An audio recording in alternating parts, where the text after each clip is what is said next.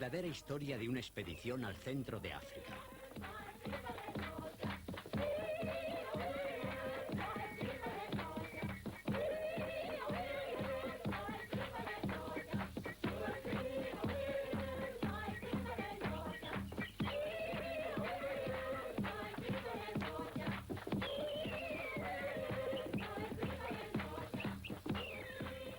Agradecemos la ayuda que nos han prestado los gobiernos de Zambia, Rodesia, Tanzania, Kenia, Uganda, el Congo, Ruanda y Burundi.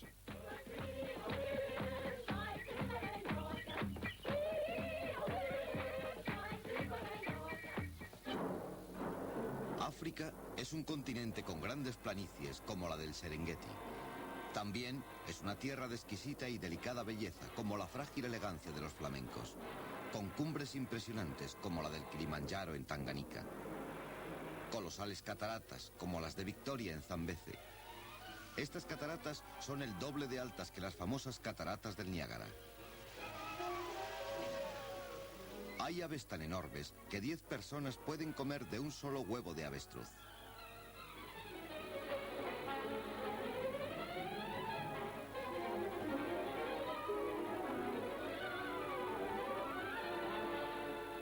También en África nos encontramos con extrañas y a la vez maravillosas criaturas. Por ejemplo, el camaleón, cuyos ojos se mueven independientemente. Perfecto para ver un partido de tenis sin mover la cabeza. Una de las criaturas más extrañas es el pangolín, que aun siendo mamífero, tiene escamas como si se tratase de un reptil. Las termitas son trabajadoras de la demolición en África. En una semana devoran una cabaña llevando pedacitos y hierbas a su fortaleza subterránea. También podemos ver criaturas venenosas como la bunslan, la mortífera culebra que acecha en los árboles, o esta víbora que anda con los músculos del vientre, o la peligrosa mosca tsetse, que transmite la vulgarmente llamada enfermedad del sueño. Se alimenta exclusivamente de sangre de sus víctimas, en este caso de un inglés en Tanzania. Después del banquete su abdomen se abulta tanto que le resulta difícil volar. Muchas plantas africanas están dotadas de armas que les permiten sobrevivir. Pero otras criaturas pierden en la lucha por la vida. Los peces que mueren atrapados en las insaciables fauces de los cocodrilos. Una tórtola, víctima de la rapidez de un halcón. Los asesinos tienen que matar, ya que sin víctimas la vida no podría continuar. Y aquí en África la vida se regenera y surge constantemente. Los jóvenes antílopes vienen a un mundo difícil y a veces cruel. Generalmente son víctimas de los cocodrilos.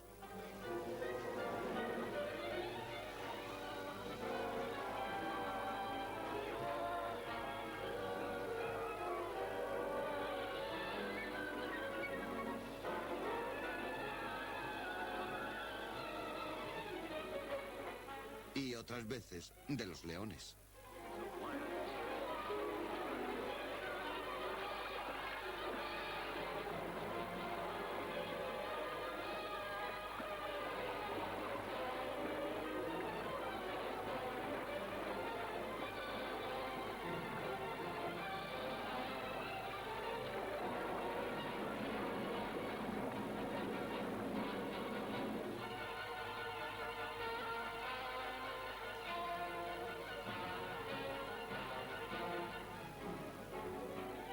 Sin embargo, otros animales de gran tamaño, como el búfalo, muchas veces, aunque no siempre, rechaza con éxito el ataque del rey de la selva.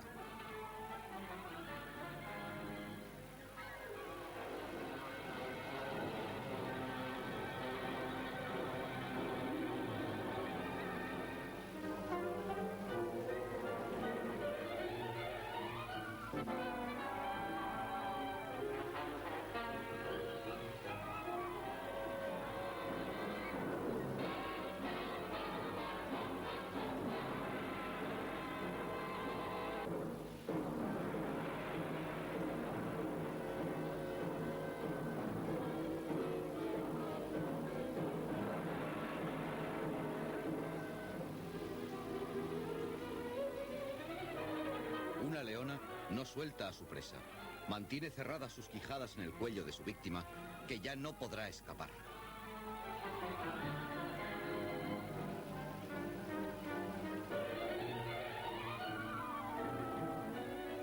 Los cocodrilos recién nacidos rara vez sobreviven a su primera semana. Aves de rapiña los devoran rápidamente y otras veces hasta sus propios padres. Los chacales temen mucho a las águilas de gran tamaño.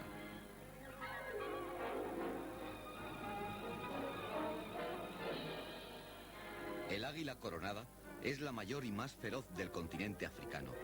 Sus alas desplegadas miden más de 2 metros. Devora simios, serpientes, lagartos, conejos y otros roedores. Es un ave poderosa y audaz.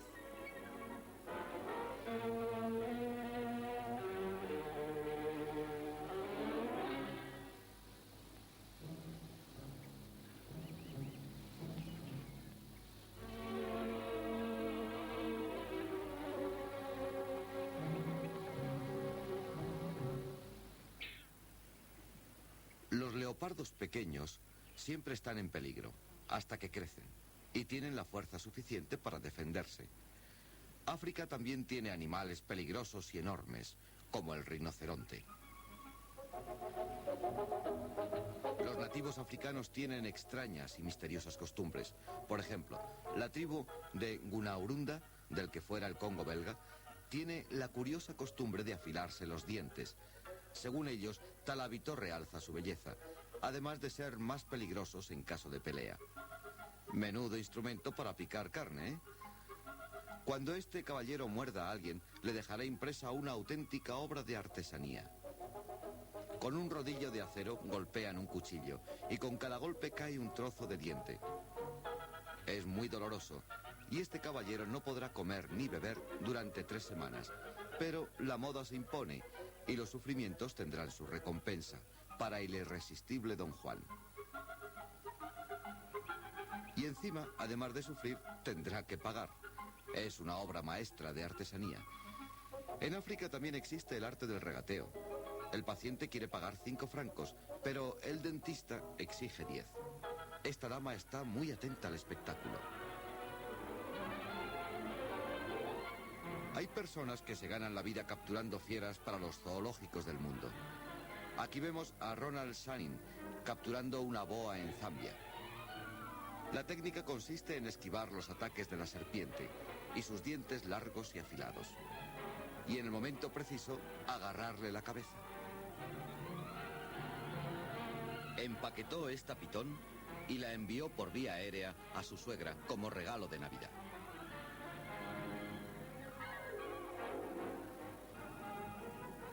Esta pitón es mayor que la anterior, y cuanto más viejas, más fáciles de capturar. Sus reacciones son más lentas, aunque sus dientes son más largos. Por lo tanto, cuidado.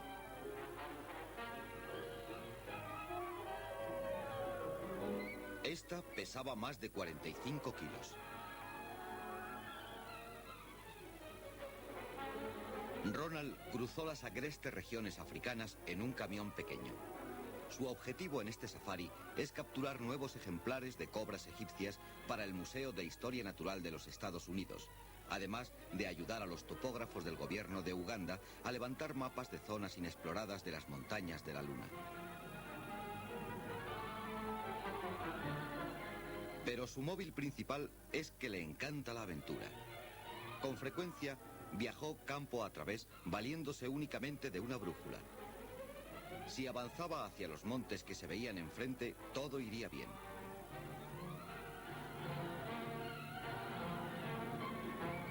Acampó en Tanganica y un día, al dirigirse hacia el camión, se encontró una sorpresa.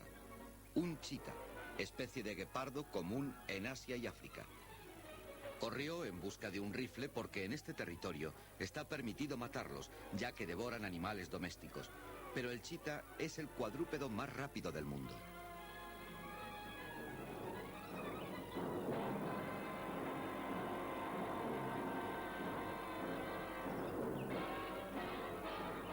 A estas horas ya debe estar a medio kilómetro de aquí. En otros países africanos, este animal está considerado como cacería real y está prohibido matarlos. Pero en esta región pasa precisamente lo contrario. Cuantos más se maten, mejor. Hace buen tiempo y nuestro amigo decide dar un pequeño paseo para ver qué otros animales pueden interesarle. Este rinoceronte está descansando en medio del camino que Ronald Channing debe seguir, ya que a ambos lados hay pantanos. Tratará de desviarse un poco porque no tiene permiso para cazar rinocerontes. Este angelito pesa más de 2 toneladas. Por precaución, Ronald carga su rifle, pero no quiere disparar.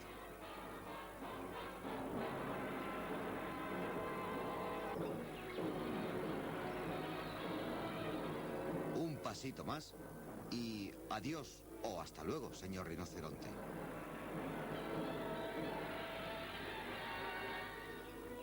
Nada, que no hay forma de pasear por estos parajes tan bonitos. Rubíes. Tanganica es rica en minerales, especialmente en piedras preciosas. Casi cada roca tenía 8 o 10 rubíes.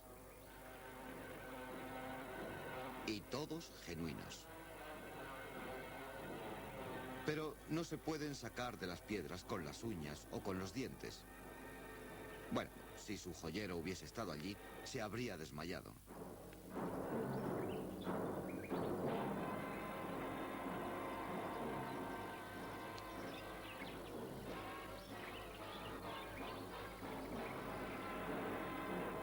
Tomó nota del lugar en su mapa por si algún día decidía construir una carretera hasta los rubíes. Nadie le prohibía soñar y quién sabe. En Tanganica, las moscas son el azote de hombres y animales. Gacelas que pelean despóticamente.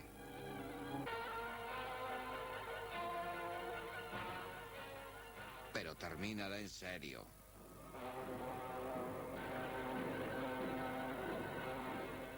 ¿Lo ves? Te lo dije. Yo peleé una vez así, y mira lo que me pasó. Perdí mi mejor cuerno. Un espectador muy interesado.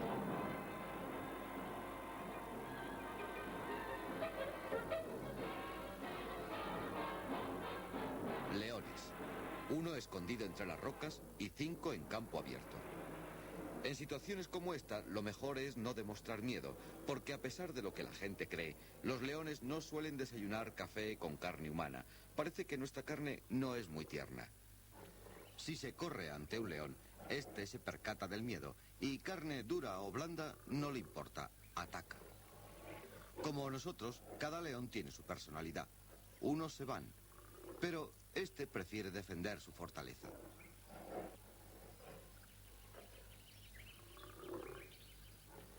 Este ha decidido no moverse de su sitio. Algunos amenazan mucho. Atención al pelo que tiene encima del cuello. Pero solo se trata de una brillante actuación digna del Oscar de Hollywood. Intentaron meter miedo, pero han decidido irse. Este, desde luego, es un cobarde.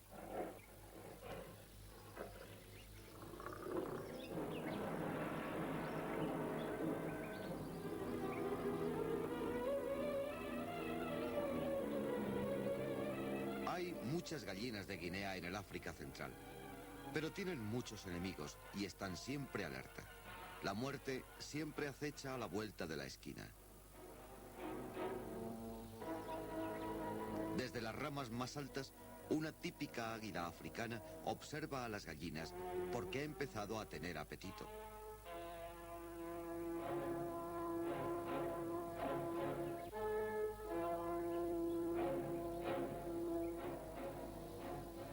Así captura a su presa.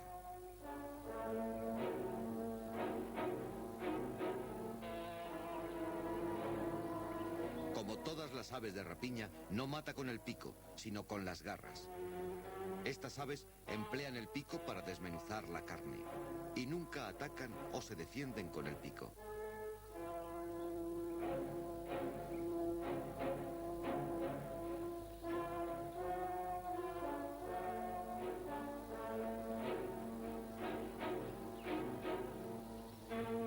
Buitres, cientos de ellos. Abajo está el porqué. Una hiena arrastrando su presa por el agua. Ha llevado su comida hasta la charca para evitar que los buitres se la coman.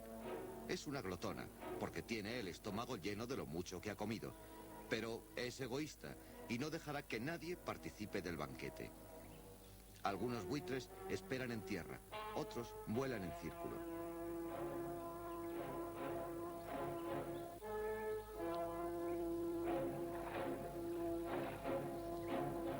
Los chacales también esperan pacientemente.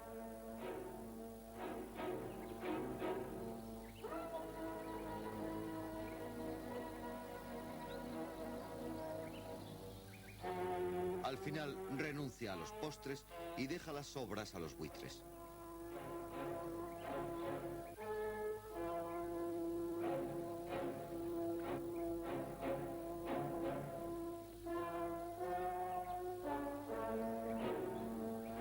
Estos buitres parecen gallos de pelea. Se pasan más tiempo combatiendo que comiendo.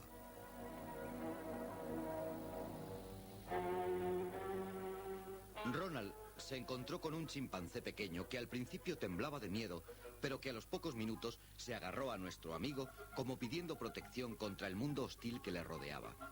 Tenía pocos conocimientos de la especie humana y creyó que Ronald era su madre. La llamó Trudy y ahora vive en un zoológico de los Estados Unidos para delicia y regocijo de niños de 3 a 90 años. Parecía que se había tragado un balón y que se le había quedado en la barriga. Por su cara parecía viejísima, porque tenía más arrugas que una pasa. Al poco tiempo ya acudía cuando se la llamaba por su nombre, una verdadera hazaña para un animal salvaje.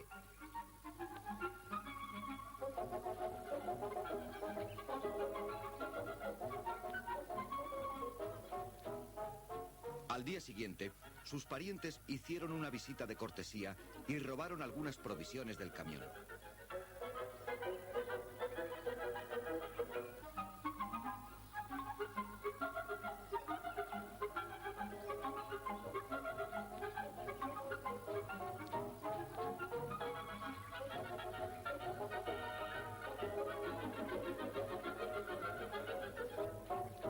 Cogió el camión de los animales para llevarlo al aeropuerto más cercano. Este es un cachorro de chita.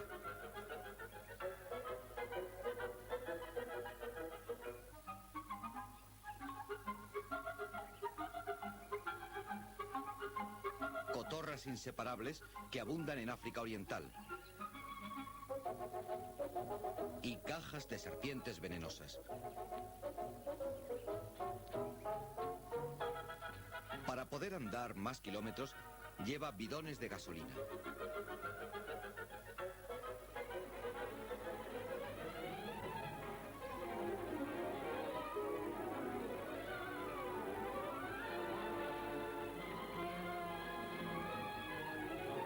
Trudy tiene miedo de quedarse y no se suelta. No hay manera de quitársela de encima. Cuando Ronald lo intenta, grita y llora como un bebé. Así que el pobre Ronald tiene que conducir de esta manera, que es un poco incómoda y algo peligrosa. Por el camino había muchas gacelas Thompson, que se caracterizan por la franja negra y por su rápido limpiaparabrisas trasero. Su mayor enemigo es el licaón. Se reúnen en jaurías para atacar. Otro de sus enemigos es el león. Este se ha pegado un banquete de copa y puro.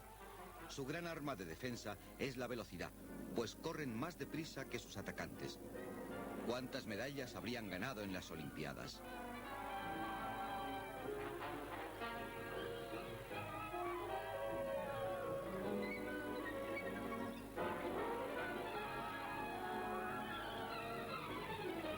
Poco antes de llegar al control de las moscas tsetse, Ronald se entretiene observando a los ñus. En dicho control, el gobierno tiene a un nativo para inspeccionar los vehículos que pasan y cazar moscas tsetse. Este empleado tiene que apuntar el número de moscas atrapado en cada vehículo, pero el pobre hombre no da una. No sabe manejar la red. Pero el gobierno le paga y él sigue con su rutina. Ronald apuntó en su libro que no había ni una sola mosca, y el nativo le dijo que hacía más de un año que no cogía ninguna. Por lo menos el hombre era sincero.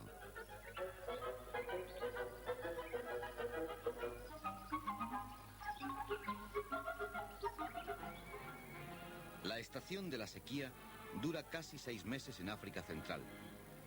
Pero en esta ocasión, hacía ya más de 7 meses que no había caído ni una gota.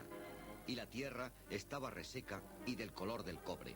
Los arroyos estaban completamente secos. El nivel del agua en los lagos había bajado tanto que miles de peces estaban atrapados y moribundos.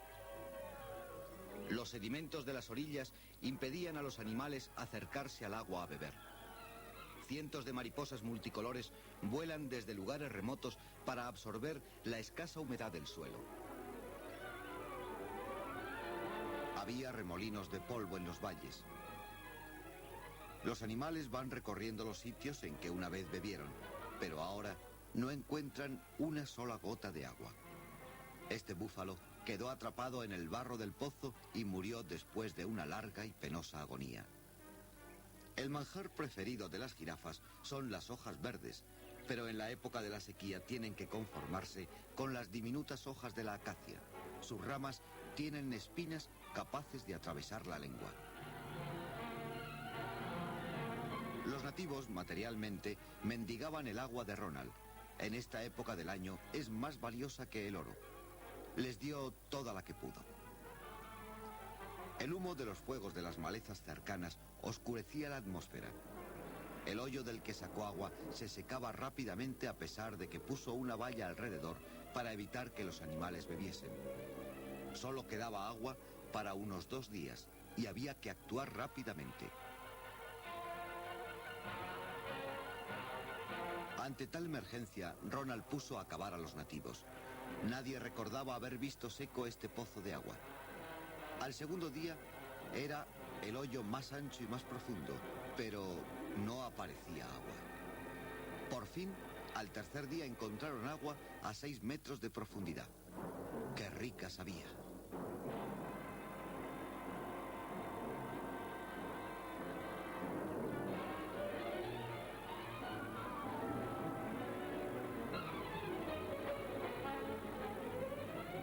Otros nativos no tienen el problema del agua. Por ejemplo, la tribu Maki de Kenia y Tanzania.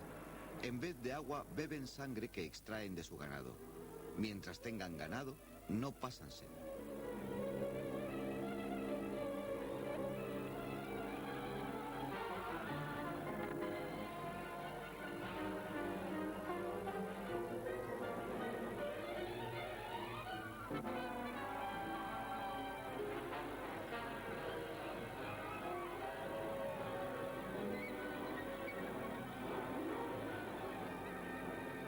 Algunos nativos no gustan del sabor de la sangre y elevan sus plegarias a los dioses, a los que ofrece este hombre el corazón aún palpitante de una víbora.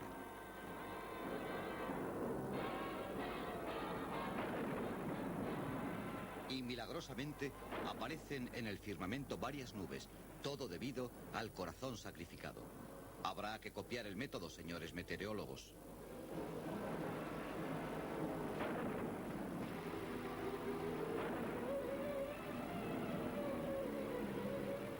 Ronald cavó un hoyo y reemplazó el agua llena de lodo por agua fresca de lluvia.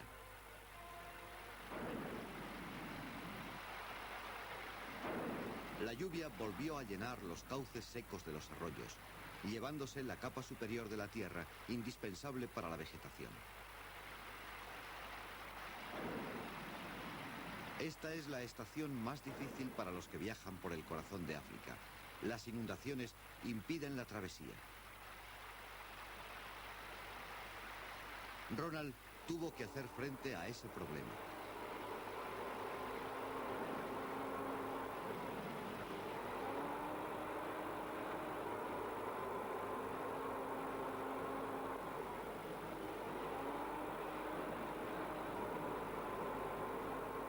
en Tanzania y Kenia, también en Uganda y en Ruanda.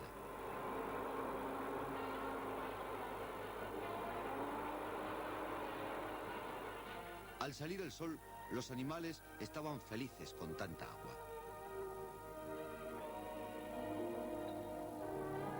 Los elefantes regresaban a las riberas, bebían unos 250 litros de una vez y se tiraban al suelo para jugar con ella.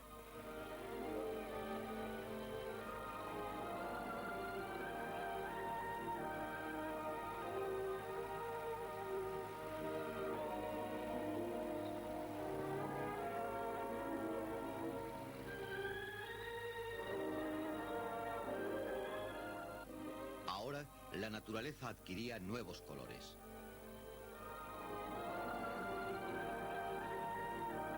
Ronald se dirigía hacia el valle en Tanzania, donde vive su amigo Willy de Beer, que es especialista en capturar grandes animales para los parques zoológicos.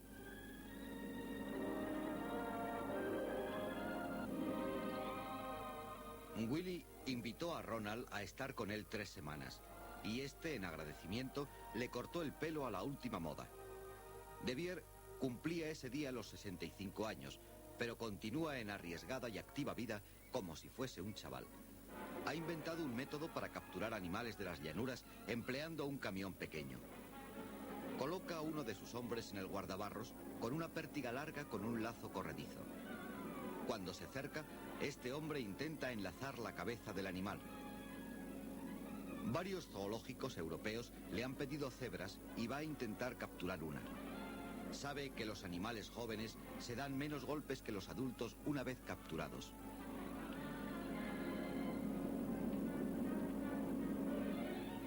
Al fin ha logrado separar a una hembra y su potro del resto de la manada.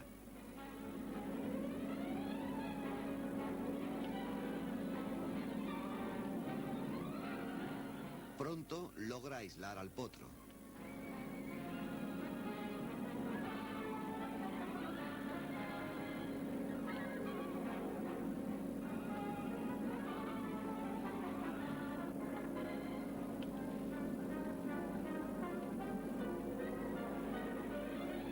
El astuto animal corre intentando alejarse del camión, ya que puede girar más deprisa que el vehículo. Con un pequeño giro, logra separarse 15 metros del camión.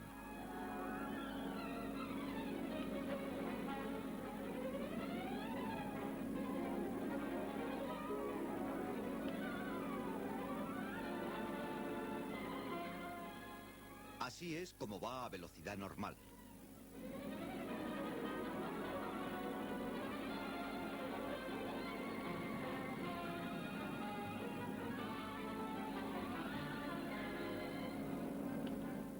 Y ahora otra vez a cámara lenta.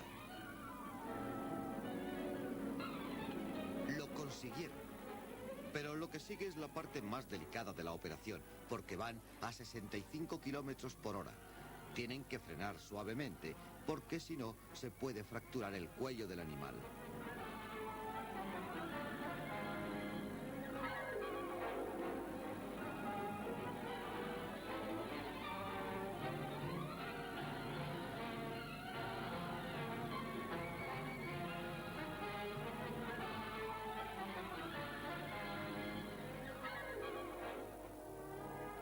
Dos hombres saltan del camión. Uno le agarra de la cola y otro del labio inferior. Las cebras muerden con gran fuerza, pero mientras se tenga agarrado el labio inferior, no se corre el peligro de perder un dedo, excepto el que sujeta el labio inferior. La mejor forma de no quedarse sin dedos es atarle el hocico a la cebra.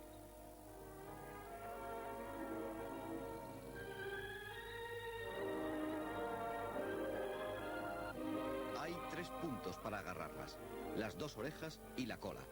De este modo se la llevan al camión.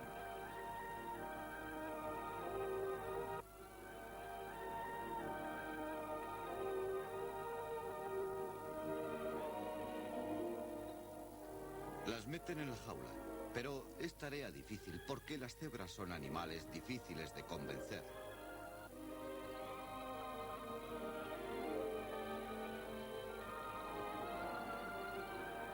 patas traseras representan un problema bastante complicado. Todos ayudan a la vez. 1, 2, 3.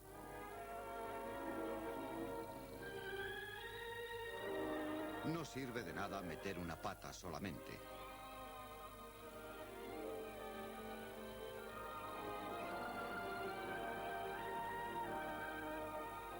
Pero tarde o temprano, el animal, le guste o no le guste, sale con dirección al campamento de De Beer, al pie del monte Meru. Rumbo a su campamento con sus ayudantes, De Beer ha organizado una reunión con la tribu Masái para que le digan dónde está el área donde se encuentran las aves llamadas secretario. ¿Y por qué ese nombre? Tiene pedidos de varios zoológicos, pero hace tiempo que no ha visto ninguna.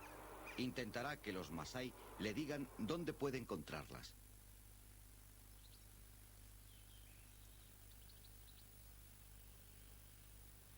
A uno de los Masái le importan poco los discursos. Prefiere dedicarse al estudio de su apuesta fisonomía. Al diablo con la reunión. Y ahora que han logrado que los técnicos le digan dónde puede encontrar secretarios, salen con el camión, seguido por el otro más pequeño, encargado de perseguirlas en esa dirección. Aquí es donde se prueba la resistencia de los vehículos. Con este castigo no les queda ni una sola pieza original, todas son de repuesto. Estos cauces secos destrozan los amortiguadores. Se rompen 2 o 3 cada semana. Preguntaron a los Masái que se encontraban por el camino dónde había secretarios y les confirmaron lo que les habían dicho los técnicos en su anterior conferencia. Vaya, el radiador tiene un agujero. Hay que arreglarlo. La verdad es que no es un gran problema porque ha pasado tantas veces que estos hombres tienen más experiencia que el mejor mecánico del mundo. Solamente tardaron 9 minutos en desmontarlo, arreglarlo y volverlo a instalar. Lo reparan con pinzas, alambres y también un poco de chicle. Infalible.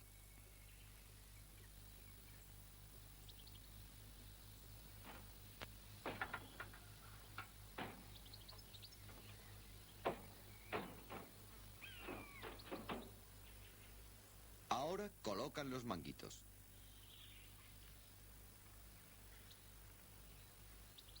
Llenan el radiador con agua fría. Bueno, todo arreglado. Hasta la semana que viene.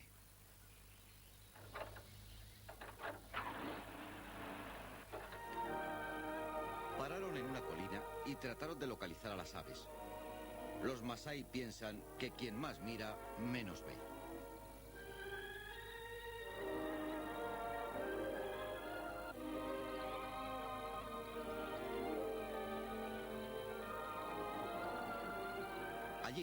Allí hay una, y la siguen dentro de una nube de polvo. Estas aves son voraces y se venden a $400 por pieza. La mayor parte del tiempo están en tierra. Tienen unas patas muy fuertes y unas garras muy poderosas, pero les cuesta volar. La mejor forma de capturarlas es cansarlas hasta que ya no puedan volar. Para conseguirlo hay que perseguirlas unos 40 minutos.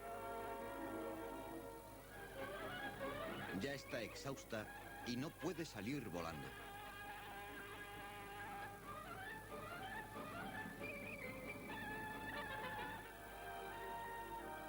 Uno de los nativos bate todos los récords olímpicos para cogerla.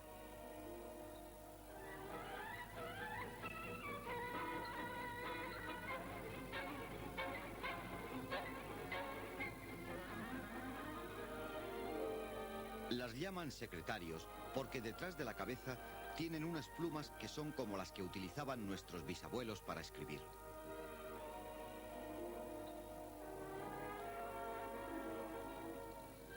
Ronald se despidió de De Beer para seguir hasta el Congo y visitar a los pigmeos Bambuti. Cruzó el río en esta barcaza. Los pigmeos Bambuti son los más pequeños de todos los pigmeos. Su altura media es de 1,40 m en los varones y el bello sexo mide 1,20 m. Vieron un elefante de 5 toneladas dándose un banquete de hierba cerca del agua. Al parecer, no le gustó mucho nuestra visita.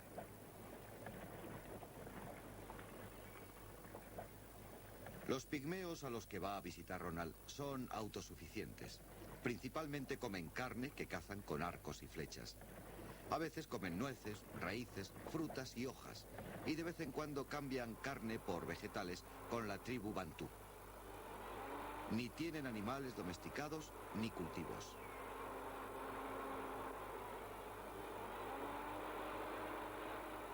Viven en lo más espeso de la vegetación Ituri, la gran selva en la parte oriental de la región de lluvias del Congo.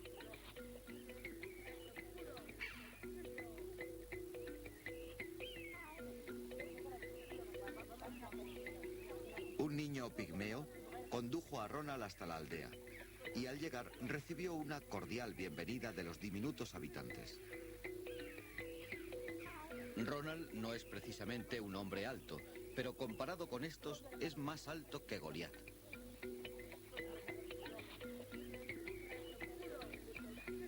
El jefe era el más alto de la tribu y lo acompañó en una visita a la aldea para que viera cómo afilan las flechas con piedras. El sistema no ha cambiado desde hace siglos y siglos.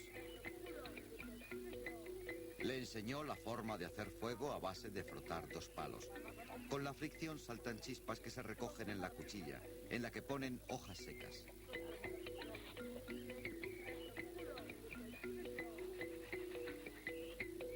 Soplando ligeramente, en unos cuantos segundos,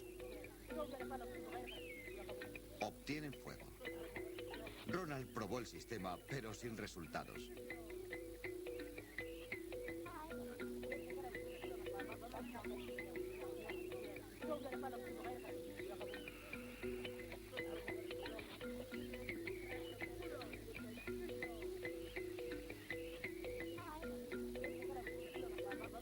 ¿Cuántos trabajos para encender la pipa?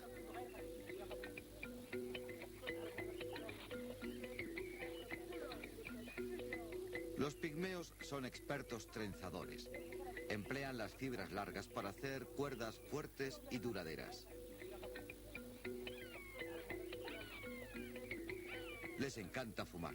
Las mujeres fuman. Los chicos emplean pipas más largas que sus mayores. Los ancianos también fuman.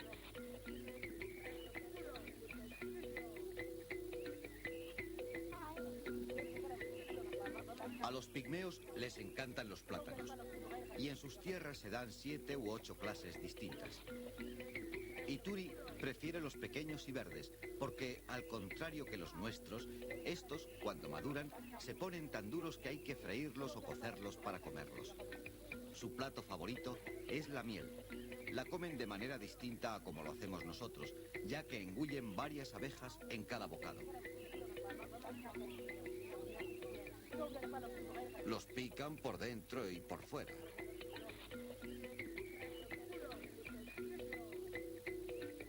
¡Qué delicia!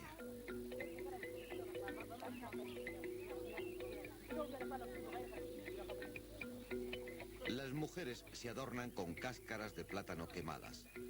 Las mezclan con agua y el color azulado contrasta elegantemente con los tonos de su piel. Los hombres se burlan de las mujeres. Están de acuerdo en que los salones de belleza son innecesarios. A pesar de dicha opinión, se pintan, aunque esta clase de pintura solo dura 3 o 4 días, por lo que van al salón de belleza 2 veces a la semana. Los niños juegan. ¿Qué juego será este? Lo único común entre los pigmeos es que todas las mujeres tienen cara de hombre.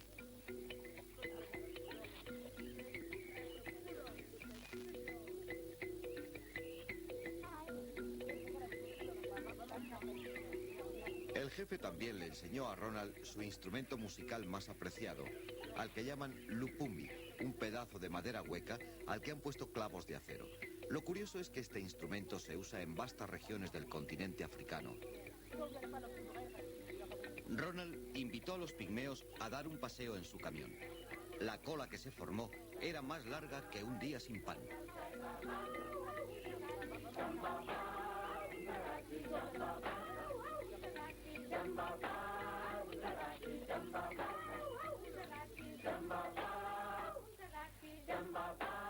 un segundo, se subieron 36 pigmeos a bordo.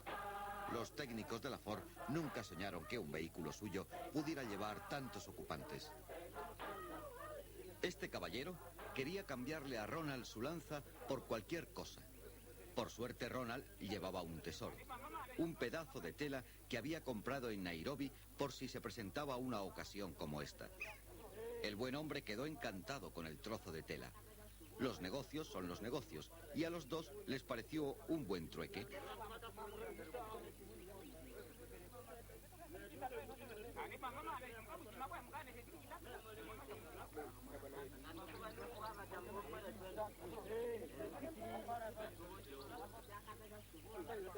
El pigmeo era muy tímido.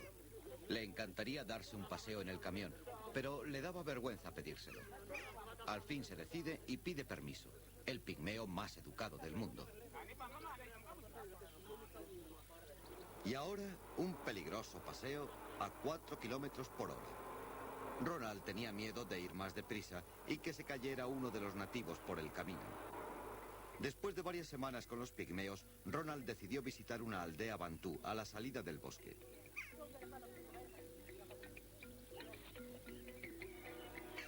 Allí aprendió cómo cargan sus mosquetes. Meten un poco de pólvora en el cañón.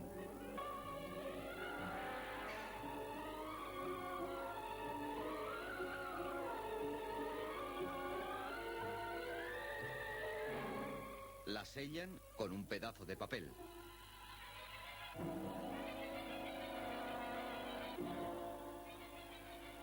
Introducen un trozo de plomo en forma de bala. Ah, hay que aspirar el rapé. No puede trabajar a gusto sin su rapé. Mete más rapé en su nariz que pólvora en su escopeta. Levanta el martillo y coloca un casquete de percusión. Cierra lentamente el martillo y ya no tiene más que apretar el gatillo para disparar. Ahora nos va a demostrar su puntería con el arma.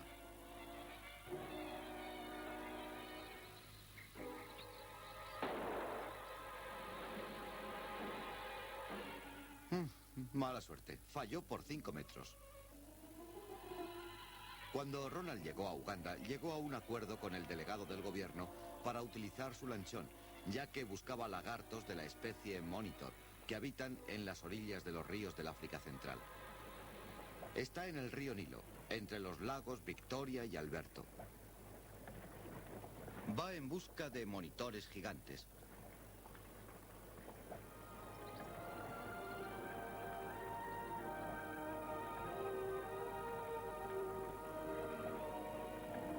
Durante el viaje vio muchas aves típicas de esta parte de África. Cigüeñas, marabús, pelícanos, gansos egipcios, pájaros culebra y otros. Este hipopótamo corre por una pequeña isla del río y de repente ya no hace pie.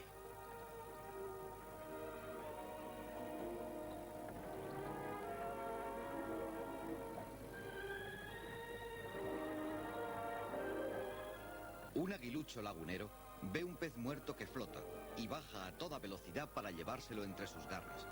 Ronald también pudo ver muchos cocodrilos en la orilla.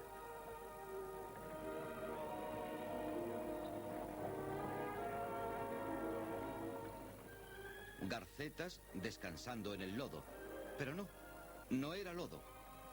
Eran hipopótamos durmiendo la siesta.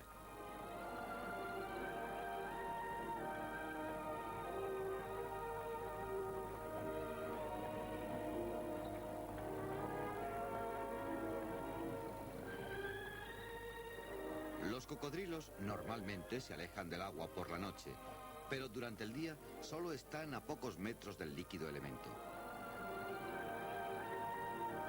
Duermen con la boca abierta. Deben roncar mucho. Este amigo tiene un enjambre de moscas en la boca. Vaya, ojalá no se ahoguen las pobres moscas. Besos de hipopótamo.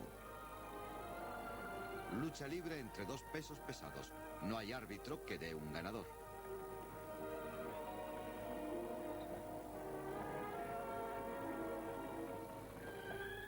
Ahí están los lagartos Monitor que Ronald buscaba.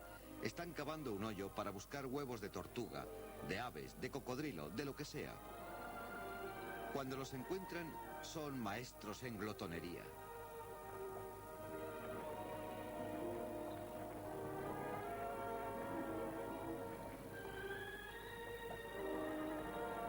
Desembarcó en un sitio que había habitado el delegado de gobierno y dijo a la tripulación que subiría al anochecer con los nativos y el equipo de acampada. Entretanto, fue inspeccionando el área buscando el lugar apropiado para acampar que le serviría de base de operaciones para capturar a los lagartos gigantes. A la mañana siguiente, mientras levantaban el campamento, salió a dar un paseo y prácticamente en lo que era su jardín particular se encontró con un Monitor.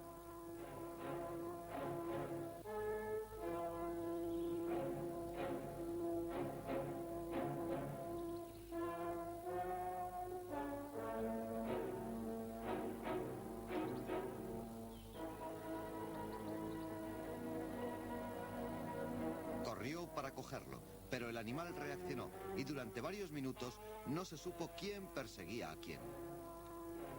Estos lagartos tienen mandíbulas fuertes y dientes muy afilados y hay que saber cómo agarrarlos para no perder una mano en la contienda.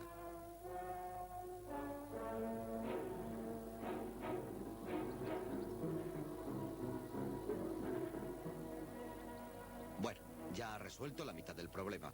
Ahora le falta poder agarrarle la cabeza. Y el lagarto, como es natural, se niega a cooperar. Se mueve por todos lados.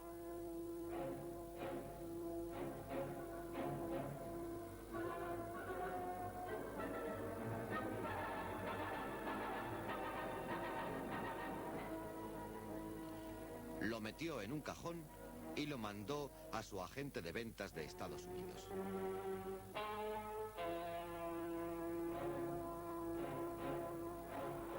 Cargó sus animales y su equipo y salió en dirección al Serengeti, en Tanzania.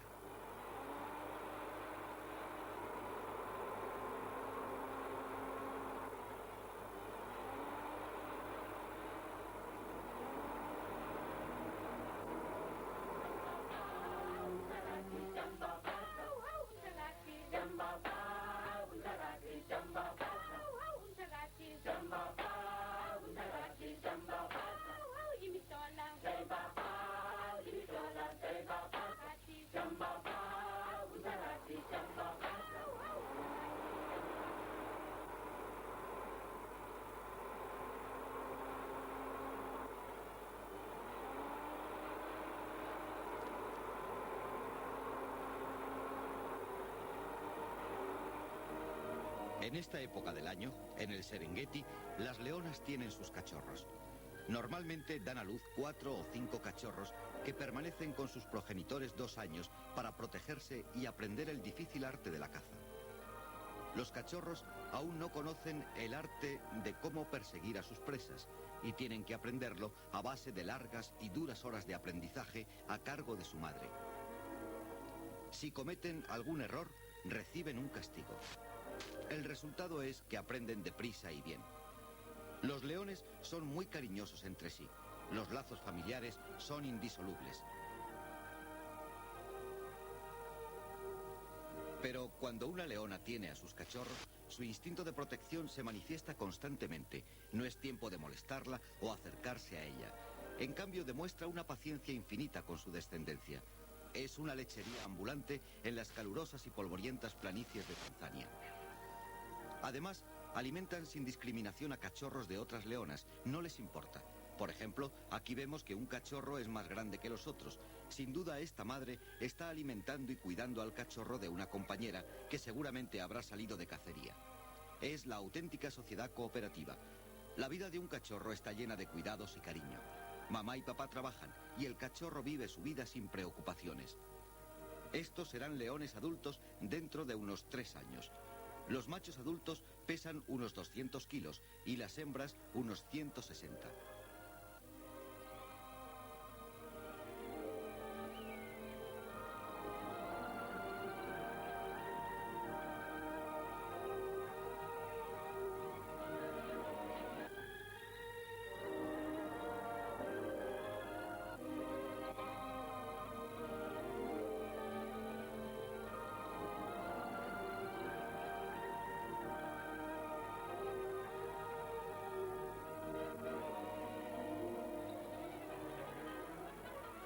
El instinto animal avisa a las presuntas víctimas cuando los leones están listos para matar.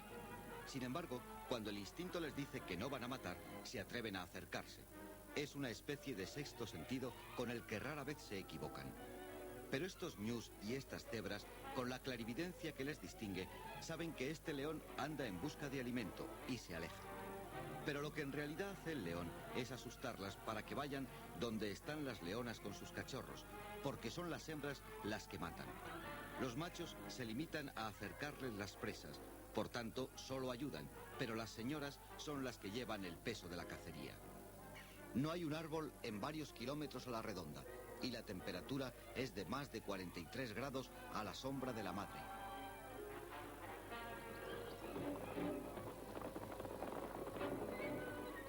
A ver si se da prisa mi marido en traer cerca la comida. El señor león aprieta el acelerador y corre lo más que puede.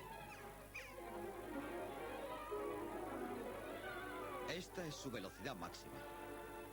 Este avestruz decide tomar las de Villadiego. Y estos antílopes dicen, vámonos, que aquí no hay nada que hacer.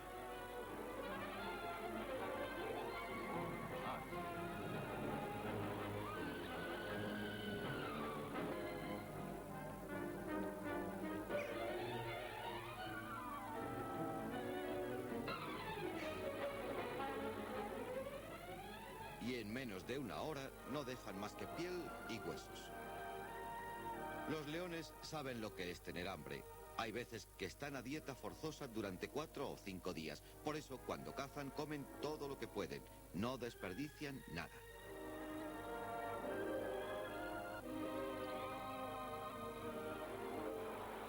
Ahora Ronald se dirige al norte y tiene que cruzar un puente improvisado.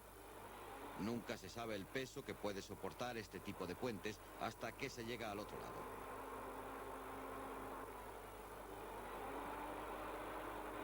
En el camino, uno de los panoramas más impresionantes de África. Las cataratas de Colombo, las más altas del continente, con un desnivel de 220 metros. Están situadas en la parte sur del lago Tanzania, en la frontera con Zambia.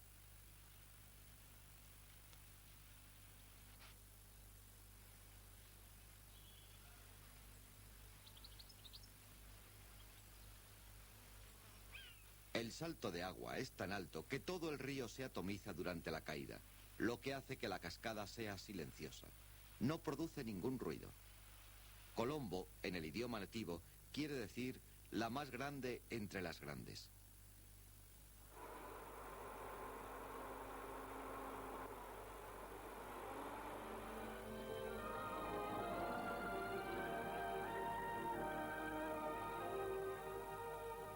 Pocos placeres mundanos tienen las cebras, pero este es uno de ellos.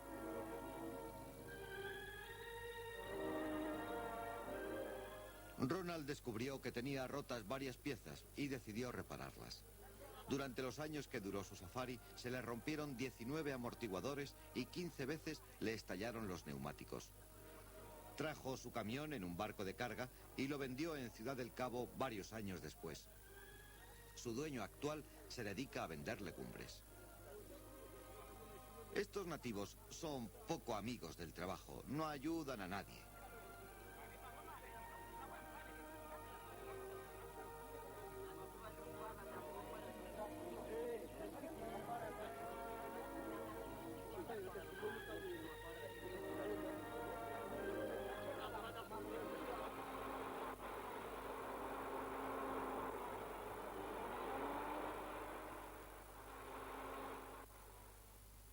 Este era el sitio de acampada, y un día, al volver de la cacería, escuchó un sonido extraño.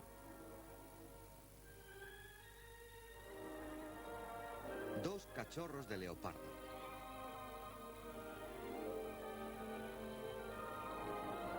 Se aseguró que mamá leopardo no estaba cerca, porque le hubiera gustado muy poco que Ronald adoptara a sus cachorros. Tenían unas 3 semanas y pesaban 1 kilo cada uno. Los bautizó con el nombre de Sputnik y Mutnik. Al parecer, su madre los había abandonado. Ronald nunca llegó a verla. Eran tan pequeños que no tenían la menor idea de lo que era el miedo. Hoy, ya adultos, están en el zoológico de Rochester, en el estado de Nueva York. Tenía leche deshidratada para el antílope bebé y, como siempre, cuando va de safari, llevaba leche para recién nacidos.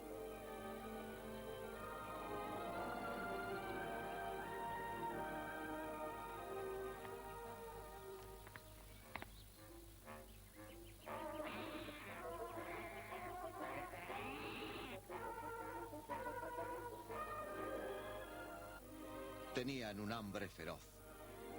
Les dio calcio, aceite de hígado de bacalao, vitaminas, leche y un poco de carne.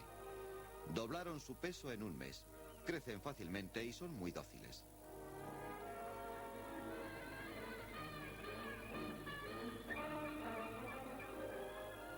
Un día estaban jugando cuando gritó uno de los nativos: «¡Una mamba negra! La serpiente más rápida y mortífera de África». Cogió su palo, porque a muchos zoológicos les interesan estas serpientes. Trataría de capturarla viva. El veneno de la mamba es parecido al de la cobra. Paraliza los centros nerviosos del cuerpo, pero es mucho más rápido. Ronald no tenía antídoto para el veneno de la mamba, así que debía tener mucho cuidado.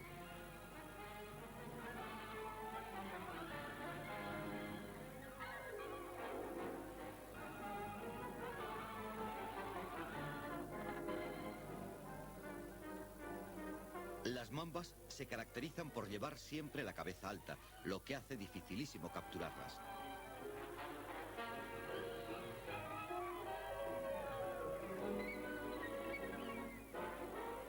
Cuando la mamba se enfurece, pone el cuello plano.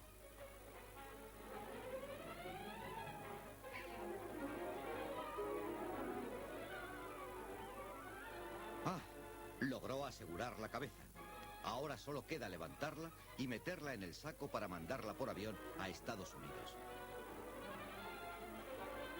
No se había herido, estaba en condiciones perfectas y medía 2,5 metros. Las mambas son largas, delgadas y elegantes.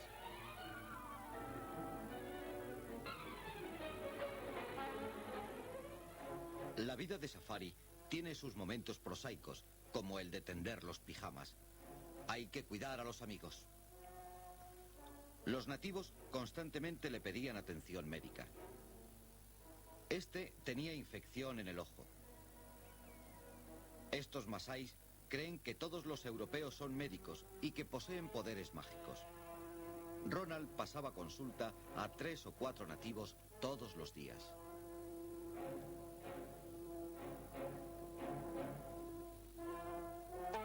A este le dio pastillas de penicilina y un vaso de agua, pero, como sabemos, los masái no son muy aficionados al agua, prefieren la sangre, y le costó mucho trabajo que tragara las pastillas.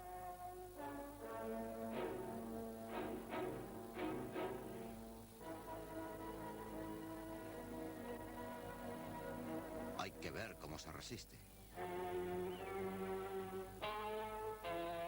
Le gusta menos que a mí el aceite de ricino. Le dijo que volviera al día siguiente y con la penicilina se curó en menos de una semana.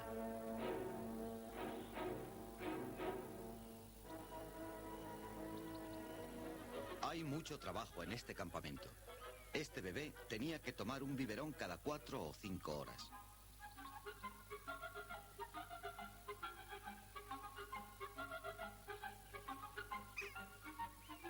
Y Trudy hacía toda suerte de gracias para llamar la atención. Ronald necesitaba bañarse de vez en cuando y con la escasez de agua tenía que hacerlo en la que habían lavado los platos y además guardarla después del baño por si acaso. Mientras tanto, Sputnik y Mutnik se peleaban por un hueso.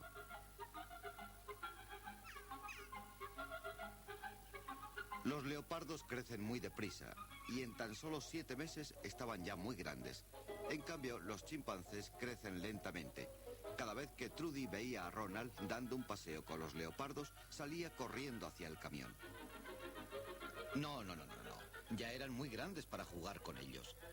Sputnik era muy bruto jugando, y aunque Ronald lo fuera tanto como él, Sputnik no se asustaba y volvía a por más.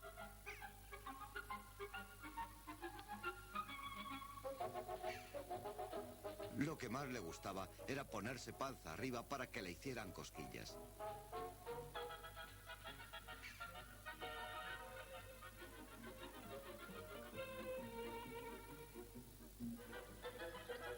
Le encantaba morder el cuello de Ronald, y cuando terminaban de jugar, el pobre Ronald tenía arañazos y sangraba, pero al fin y al cabo era el precio del juego.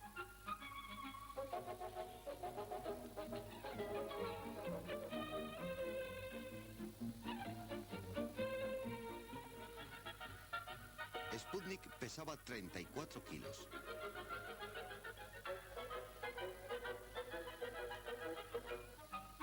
¿Pero es que no se iba a cansar nunca de morderle el cuello?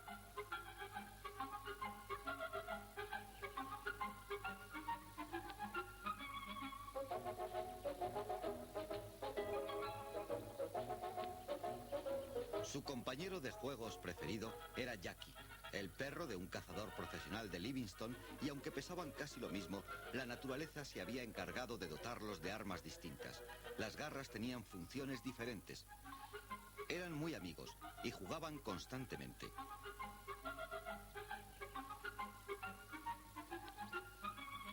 Estos son dos leones del Coto Spring de Transvaal.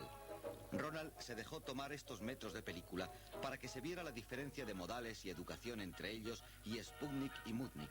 No eran leones suyos, había ido solamente a visitarlos.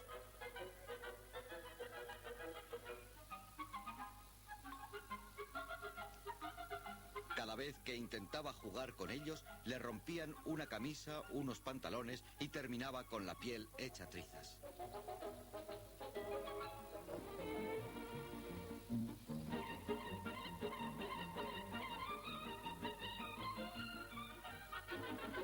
Adiós, camisa.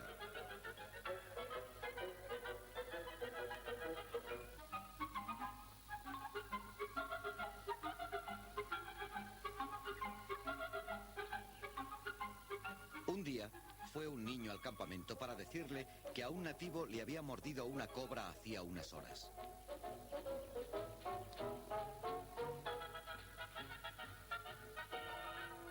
Cogió una jeringuilla hipodérmica, suero y se fueron.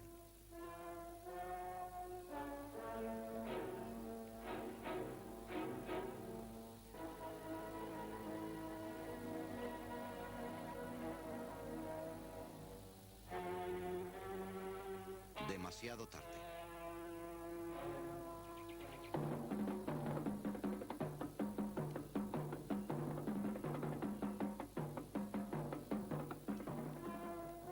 Una mujer gritó "Noja", que en su idioma quiere decir serpiente. Era una cobra egipcia. Como no tenía su palo, cogió una rama y ató su pañuelo en la punta. Con este distrajo a la cobra y la atrapó con la otra mano. Su mordedura es mortal, tenía que utilizar toda su habilidad y tranquilizar sus nervios. ¿Este era su ayudante?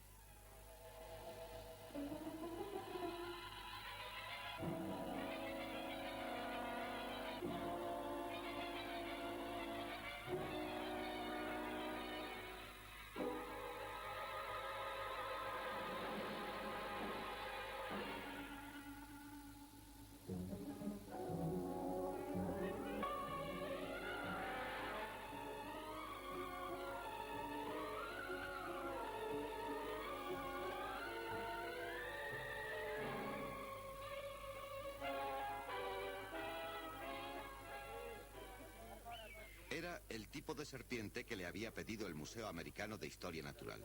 Se cree que las cobras egipcias de esta región son nuevos especímenes. La mandó por vía aérea al museo.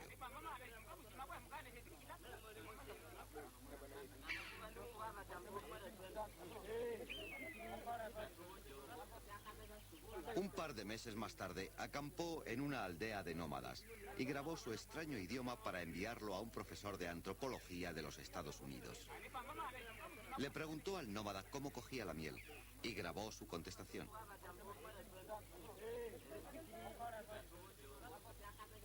Le puso unos cascos para que escuchara y no podía creer que era su propia voz. Qué bien dicho, qué dicción. Al terminar le dijo que el hombrecito de la caja negra había repetido todo lo que él había dicho.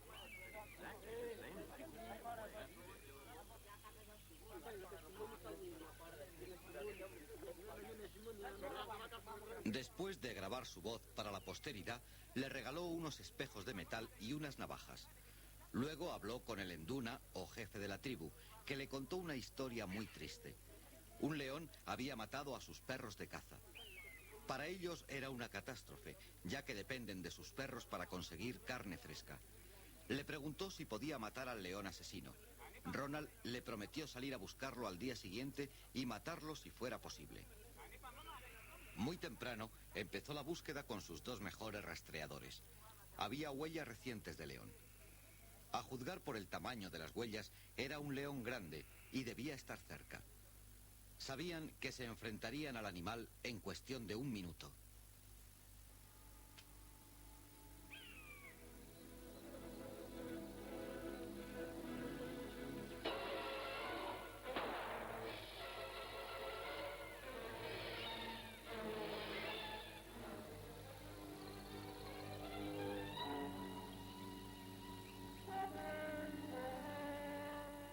Debía estar gravemente herido.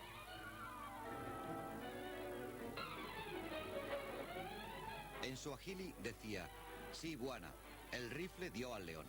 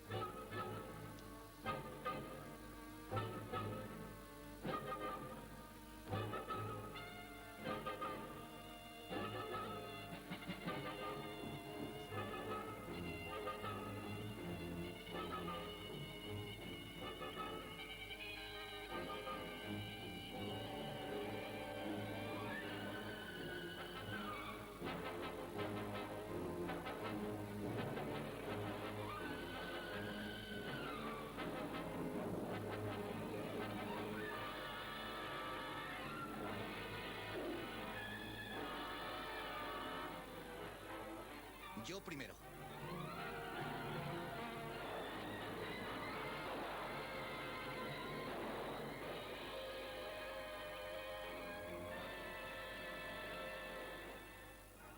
El tercer tiro le atravesó el espinazo y murió cuando ya había tocado a Ronald. Era un macho y pesaba unos 200 kilos. Ordenó al rastreador que fuera a la aldea y trajera a varios hombres para llevar al animal hasta el campamento y desollarlo.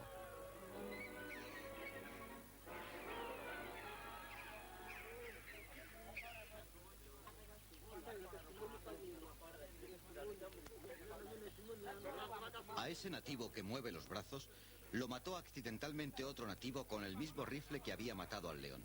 Una lección muy trágica para aquellos que no toman todas las precauciones al usar las armas.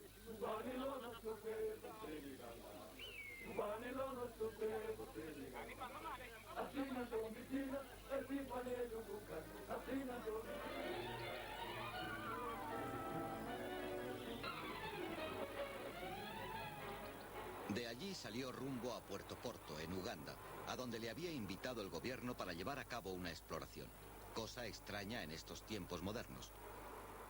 Hay un gran mercado para los nativos. Puerto Porto es el lugar clásico de partida para las expediciones a las montañas de la Luna, que los nativos llaman Sierra Rubenzori. Allí fue donde Ronald conoció al jefe de cartografía de Uganda, quien le explicó que el gobierno enviaba una expedición hasta la cima de las montañas de la Luna para localizar dónde nace el río Nyamagasani. Nunca ha sido visto, ni existían mapas de una altura superior a los 2100 metros. Explicaba el topógrafo que el valle del río está constantemente cubierto de neblina y densas nubes que impiden el paso. Las fotos aéreas no mostraban nada debido a las espesas capas de nubes. Según el gobierno, ningún ser humano había pisado ese terreno a partir de los 2100 metros de altitud. 3 semanas más tarde empezaron la jornada, al norte del lago Edward, con 50 africanos. Lo primero fue el ajuste de los salarios. Se perdieron 2 horas en regateos. Por lo visto, es costumbre internacional. Pero una vez ajustados los salarios, reunieron las raciones para los guías.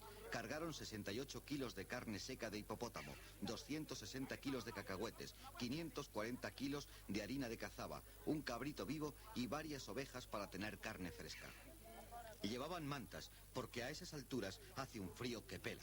Ruwenzori es más alta que los Alpes. Su cima está a 5000 metros sobre el nivel del mar y hay nieves perpetuas en sus cimas. Los nativos llevan 23 kilos en la cabeza. Tenían que andar 80 kilómetros montaña arriba, de sur a norte.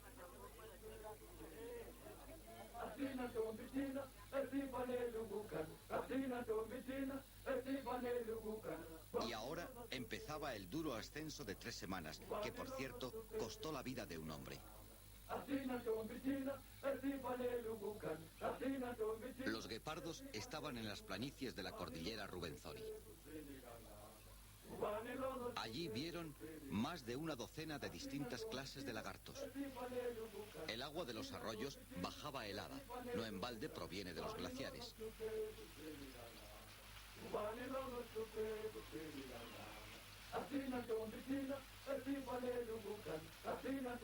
Vieron gran variedad de animales en el bosque de la lluvia. Y hasta alguna pitón a estas alturas. Dejaron abajo las aldeas de la tribu Guaconejo que los acompañaban. Iba gente de esta tribu porque viven en las laderas de las montañas y están acostumbrados a llevar cargas pesadas cuesta arriba por las praderas resbaladizas. Son delgados, pero tienen gran resistencia física. Los chimpancés que vieron charlaban constantemente en chimpancé. ¿No se llamará así su idioma? Cortaron madera el 7º día a una altitud de 2100 metros.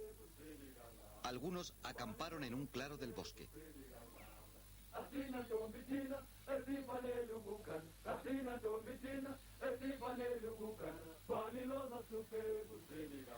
Uno de los nativos cazó este animal, al parecer de exquisito gusto.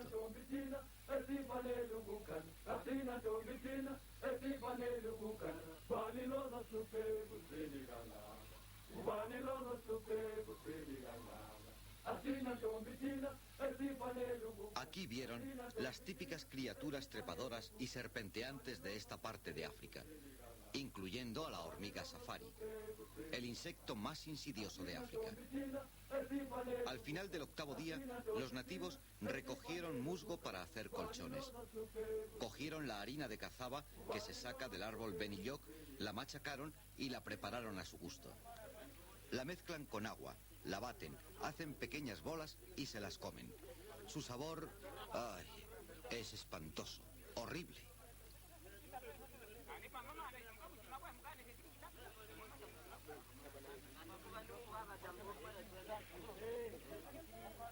Pero a ellos les encanta.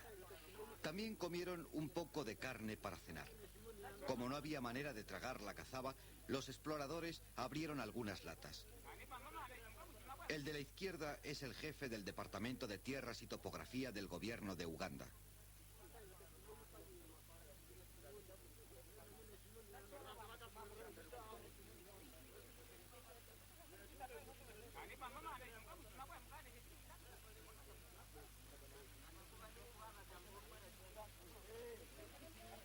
Este es el alpinista invitado para guiarlos sobre el hielo, hombre de gran experiencia que había escalado el Himalaya.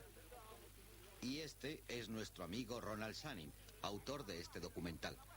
Después de una buena comida, los nativos se hacen sus pipas con lo que encuentran.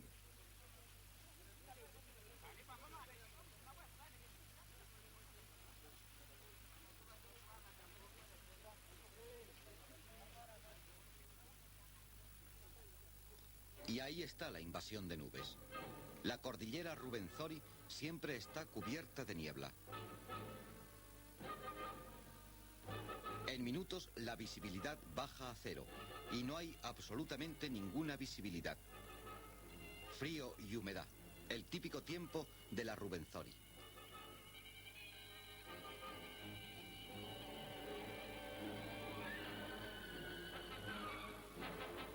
Se levantaron temprano a la mañana siguiente.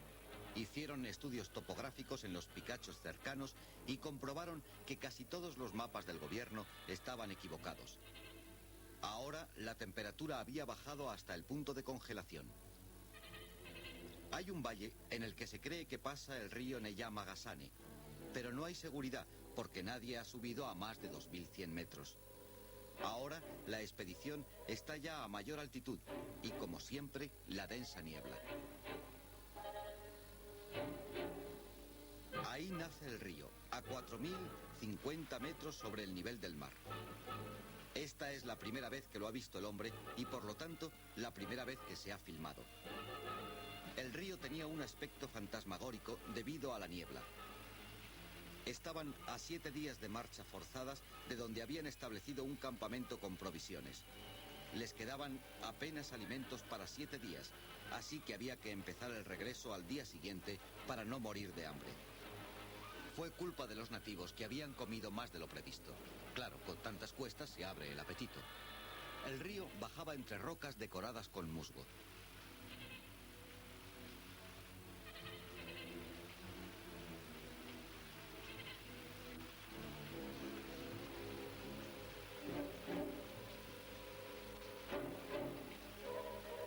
Encontraron un lago a una altura de 3600 metros. Consultaron sus mapas para ver el mejor camino en dirección a los picos nevados. Allí era donde había acampado el grupo que tenía las provisiones. Y ahora empieza la parte más fría y dura del ascenso. Durante las 3 últimas semanas había llovido 17 días, por lo que las rocas estaban resbaladizas y resultaba peligroso andar sobre ellas. Todo el equipo estaba siempre mojado, porque nunca hacía sol. Las nubes lo tapaban y la lluvia era constante. Cuando la temperatura bajaba a 0 grados, encontraban hielo hasta dentro de la tienda. Uno de los que esperaban con las provisiones murió de pulmonía 4 días después de cruzar el bosque.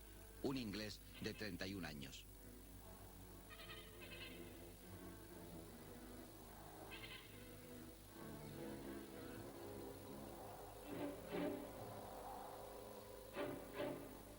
Era la primera vez que Ronald escalaba una montaña y juró que sería la última.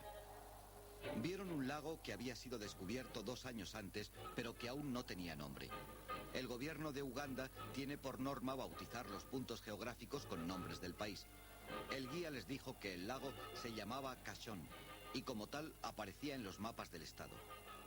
Esta es la cima de roca que los separa de los picos nevados.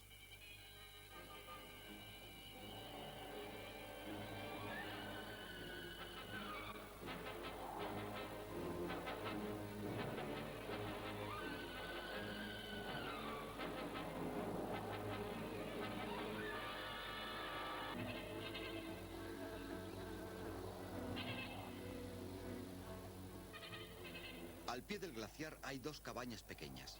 En una de ellas el grupo había almacenado las provisiones y había dejado uno de sus hombres para esperarlos. Llevaba ya una semana de espera. Le causó una gran alegría verlos llegar y así terminar su solitaria espera. Es licenciado de la Universidad de Oxford y estaba trabajando para el gobierno de Tanzania. Les dijo que durante la espera había tomado datos topográficos de los picos cercanos y que había encontrado muchos errores en los mapas del estado. Eso confirmaba la teoría de la expedición.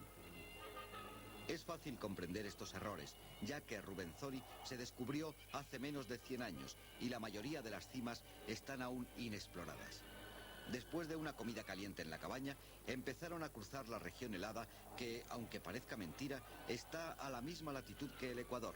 Y aquí siempre hay hielo.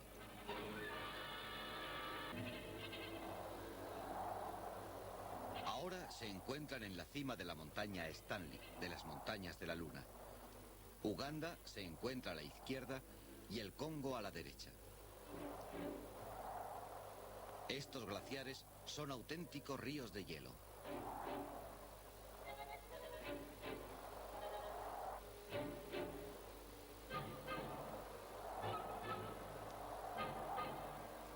descienden a razón de 3 a 4 kilómetros por día. No solo por la falta de oxígeno, sino por los precipicios que forman los glaciares que tienen que cruzar.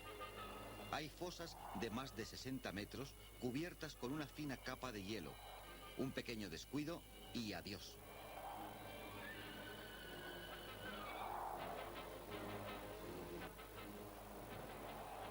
Estas son las primeras gotas del Nilo Blanco. Desde el glaciar que empieza a deshelar, estas gotas se unen a otros glaciares y forman pequeños arroyos que se precipitan por las rocas. Los arroyos se juntan para formar pequeñas corrientes que descienden entre la vegetación y se unen para formar un gran río que, tras largo discurrir, forma el majestuoso Nilo de Egipto. En este punto, el Nilo sale entre dos rocas y empieza a ensancharse en el lago Alberto. El ruido es ensordecedor en este pequeño cañón. Aquí, en la cumbre de África, nace el Nilo a más de 6.400 kilómetros de su desembocadura en el mar Mediterráneo. De los ríos helados a montañas de fuego. A menos de 160 kilómetros de la cordillera Ruwenzori hay un volcán activo. Ronald pidió al dueño de una avioneta que sobrevolara la boca del rugiente infierno, y aquel aceptó porque hacía poco había visto el humo de la erupción y sentía tanta curiosidad como Ronald por verlo desde arriba. Lo extraño es que este volcán nace en un valle completamente plano. Después se abrió una fisura en la tierra y la lava candente se elevó a tremenda altura. Fue una de esas raras ocasiones en las que nace un volcán en una superficie totalmente plana.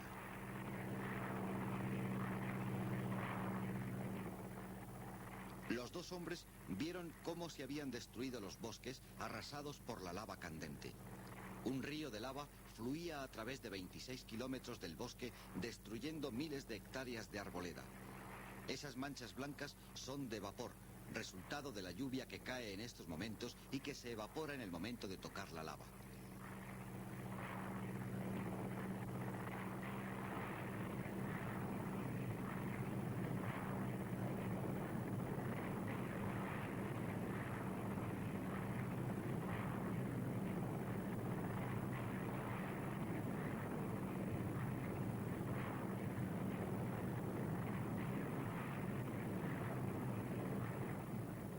Hacía muchísimo calor en el interior de la cabina de la avioneta.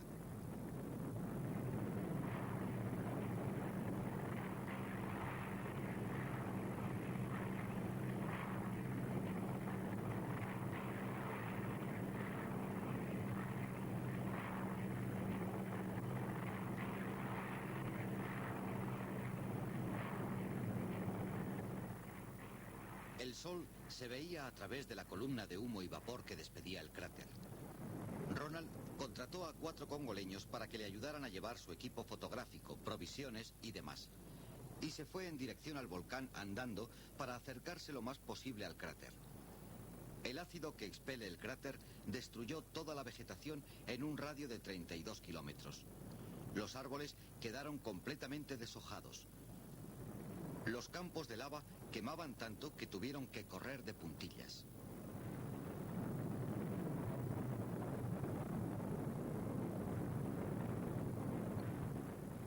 Llovía, y cuando el agua tocaba la lava candente, se evaporaba al instante, reduciendo la velocidad a un par de metros. A veces no sabían si caminaban hacia el volcán o en dirección opuesta. Se orientaban escuchando si aumentaba o disminuía el estruendo del volcán, pero aún así se equivocaron muchas veces. Tenían que llamarse constantemente para así no perderse, y a pesar de ello, uno de los nativos estuvo perdido más de una hora. Cuando dejó de llover, la visibilidad era perfecta y descubrieron a este Martín pescador que había muerto debido a los gases del cráter. Ahora caminaban por enormes trozos de lava, tan peligrosos como cristales rotos. Hay que tener mucho cuidado, porque basta con rozar la pierna para que la piel se convierta en trizas.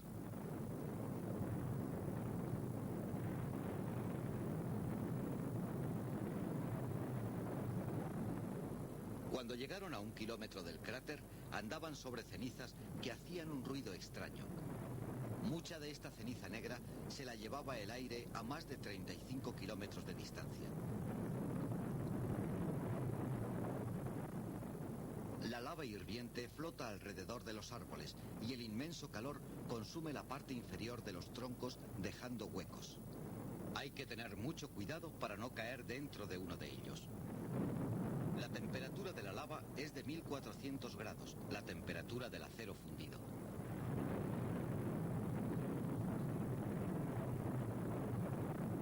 La lava se llevó una roca por delante, que rebotó y flotó porque tenía la misma densidad que el río de lava.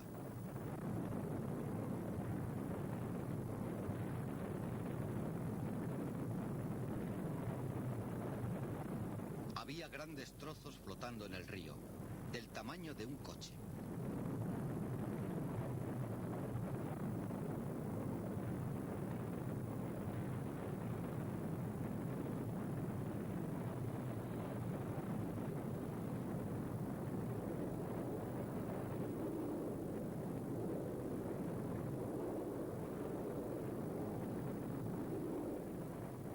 Esta lava procede de un punto a 48 kilómetros bajo la superficie de la Tierra. El río tiene 30 metros de ancho y discurre a través del oeste del valle Grey Reef, al este del Congo, en la provincia de Kivu. A los nativos de Ronald les inspira terror el volcán, no solo por obvias razones, sino porque tienen la superstición de que es un dios del fuego y creen que si se acercan demasiado, el dios del fuego reconocería sus caras para castigarlos. Hubo que pagarles más dinero para que se acercasen un poco más, costumbre universal por lo visto.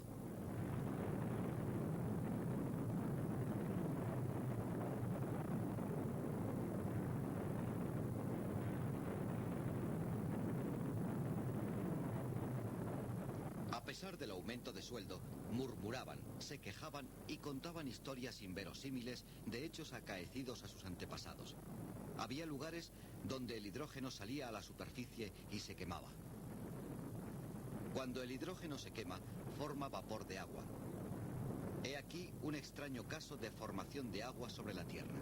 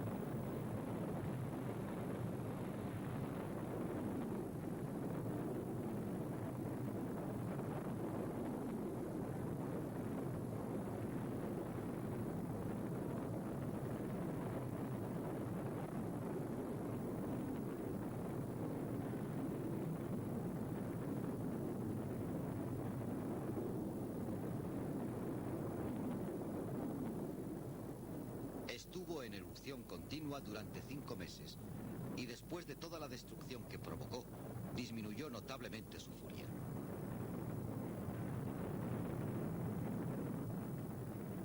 Entonces Ronald pudo mirar desde el borde y vio al fondo un lago de lava candente. Ronald fue a África en busca de aventuras y las encontró en un safari que había superado sus más fantásticos